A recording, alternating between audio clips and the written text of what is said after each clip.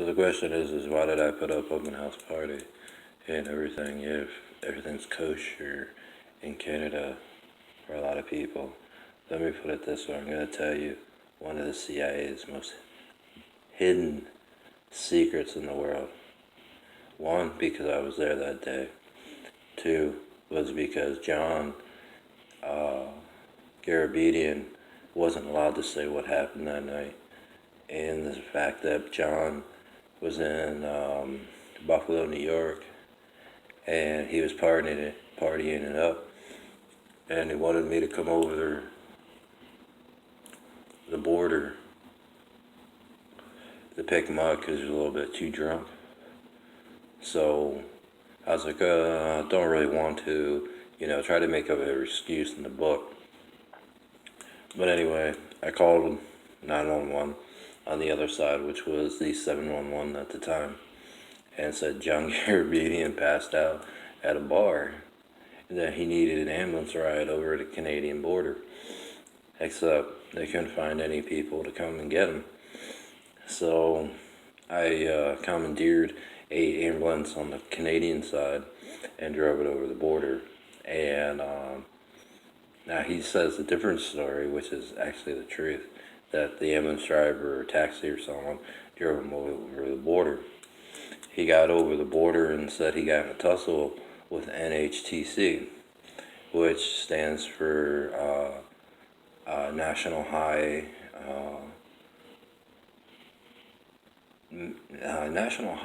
Distillance Center, which means that you get a European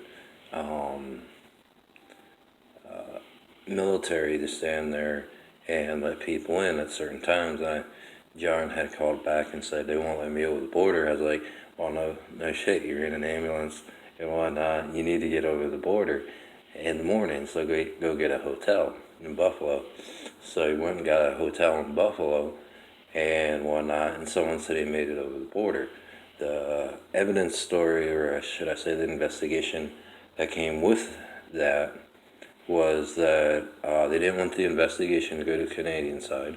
They didn't want the Canadians to know this, but John had taken what they said a tranquilizer or BB to the chest, which he has a pacemaker, I believe in. Now, as far as the details, they're kind of sketchy because it got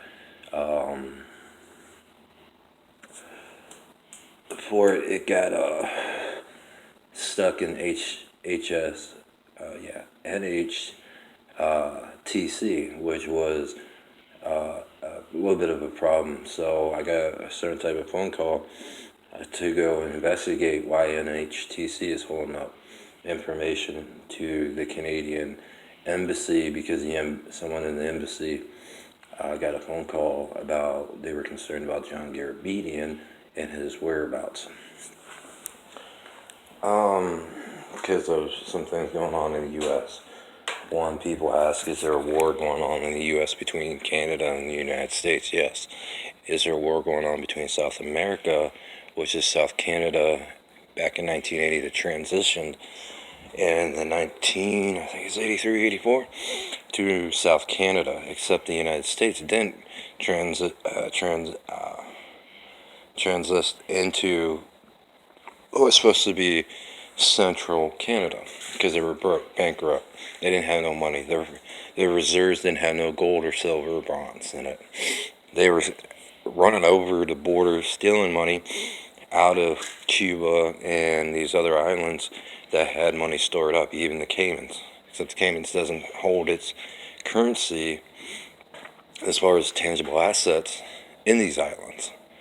Because I worked there, I owned them, I came from Europe, and that's where the money was stored. It was in European banks.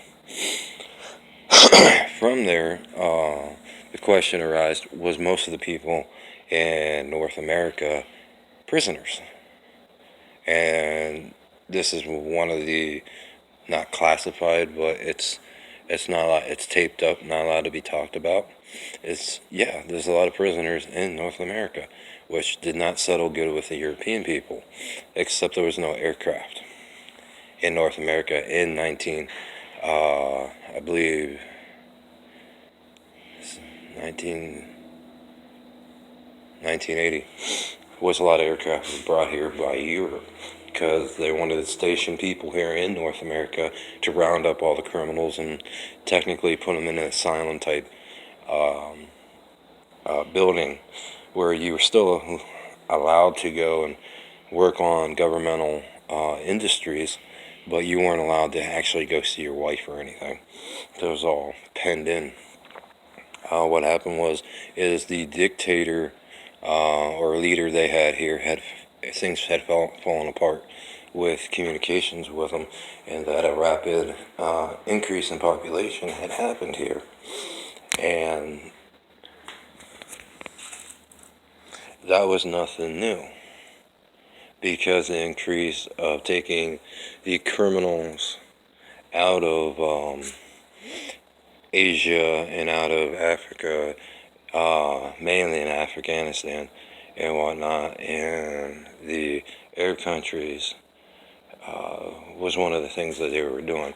Anyone who practiced religion, occult, or any of that, you came here under a seize order. And the seize order stated that if you practiced, you would be seized in a way that you could not explain or could not understand. And that was guaranteed at that point with the agreement you signed. So this background of the history is all you get as far as what you need to know. It's still a problem with the war. Yeah, the war is still going on to a certain limit. A lot of these limits backfired against Europe. And the reason it backfired against Europe